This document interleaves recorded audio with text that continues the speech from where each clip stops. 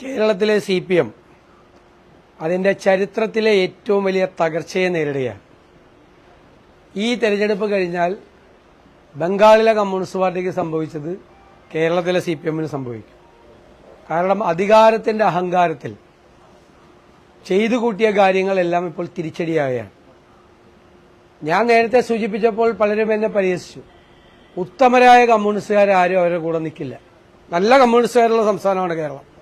നല്ല കമ്മ്യൂണിസ്റ്റ് പ്രവർത്തകരുള്ള സ്ഥലമാണ്, നേതാക്കളുള്ള സ്ഥലമാണ് കേരളം, സംശയമൊന്നുമില്ല കാര്യത്തിൽ. പക്ഷെ അവരെല്ലാം പാർട്ടിയുമായി അകലുകയാണ്. ഇടതുപക്ഷ സഹയാത്രികർ പൂർണ്ണമായി തന്നെ CPMുമായി അകന്നു കഴിഞ്ഞു. പാർട്ടിയിലെ നല്ല ആളുകൾ, നല്ല നേതാക്കൾ, നല്ല മെമ്പർമാർ അവരിൽ നിന്ന് പോവുകയാണ്. കാരണം അവരുടെ ഇന്നത്തെ സംസ്കാരം എന്ന് പറയുന്നത് തീവ്ര വലതുപക്ഷ സംസ്കാരമാണ്.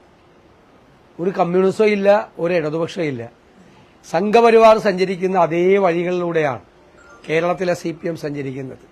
എല്ലാത്തിനോട് കോംപ്രമൈസ് ചെയ്യാണ്, വർഗീയതയോട് കോംപ്രമൈസ് ചെയ്യാണ്, തീവ്ര വലതുപക്ഷവാദത്തോട് കോംപ്രമൈസ് ചെയ്യാണ്.